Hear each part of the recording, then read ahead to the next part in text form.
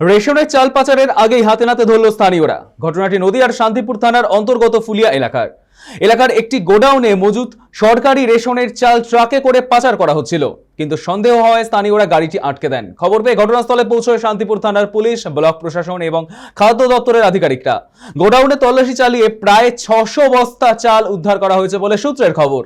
এই ঘটনায় পুলিশ দুজনকে আটক করেছে। ইতিমধ্যেই ধৃতদের জিজ্ঞাসাবাদ করে গোটা পাচার চক্রের হদিশ পাওয়ার চেষ্টা চলছে। পাশাপাশি পলাতক গোডাউন মালিকের খোঁজেও তল্লাশি চালাচ্ছে পুলিশ।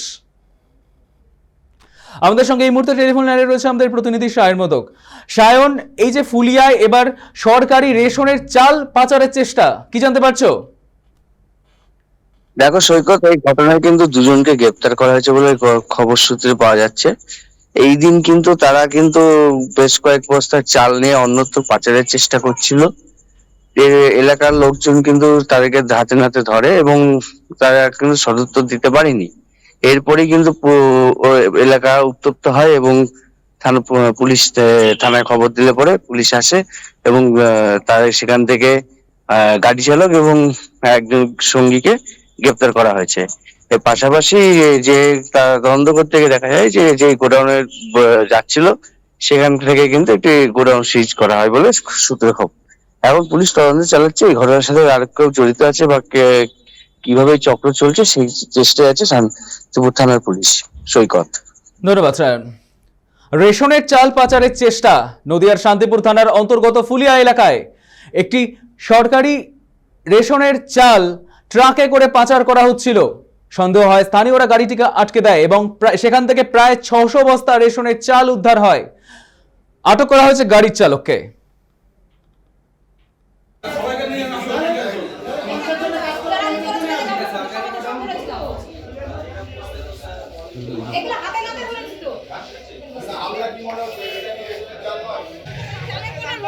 বস্তা পাল্টি করতে যেতে আমার হাজবেন্ড আবার তার মধ্যে বাজারে যাচ্ছে।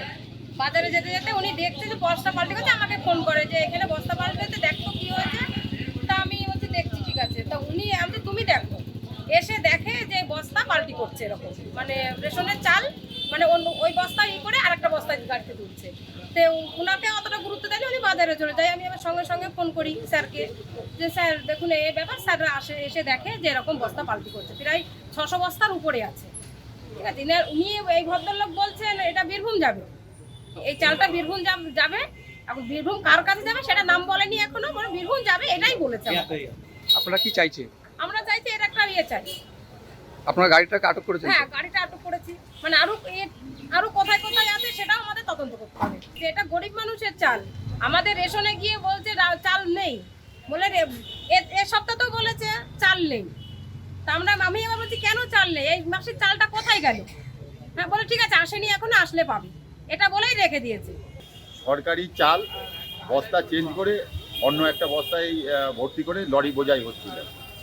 এখানকার মানুষ দেখতে পেয়ে সে গাড়িটাকে আটকায় এবং আটকে আমাদেরকে যখন খবর দেয় আমরা এখানে আসি। পুলিশ প্রশাসন, বিডিও সাহেব সবাই এখানে উপস্থিতিতে দুজনকে আটক করা হয়েছে।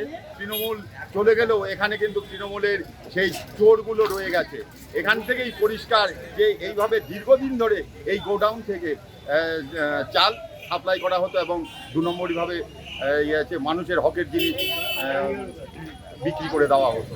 তো খবর পেলাম, খবর পেয়ে ছুটে এসেছি কন্ট্রোলার সাহেবের নির্দেশে, বিডিও সাহেবের রেখে আমরা দেখছি এটা যদি এটা যেটা বলছেন পাচার হয়, এটা আইনানিক ব্যবস্থা নেওয়া হবে। অভিযোগ প্রমাণিত হয় তাহলে তার বিরুদ্ধে কন্ট্রোল অর্ডার 2024 অনুযায়ী অ্যাকশন নেওয়া হবে। দেখলাম তো এখানে এটা তো সরকারি গোডাউন নয়, এখানে সরকারি কয়েকটা বস্তা পাওয়া গেছে। আমরা জানিয়েছি, এবার উপযুক্ত ব্যবস্থা নেওয়া হবে এবং এর তদন্ত করা হবে। আমি জানিয়েছি জেলা এবং সাব ডিভিশনে জানিয়েছি, এবার ওনারা যা ব্যবস্থা নেবেন সেরকম ভাবে হবে।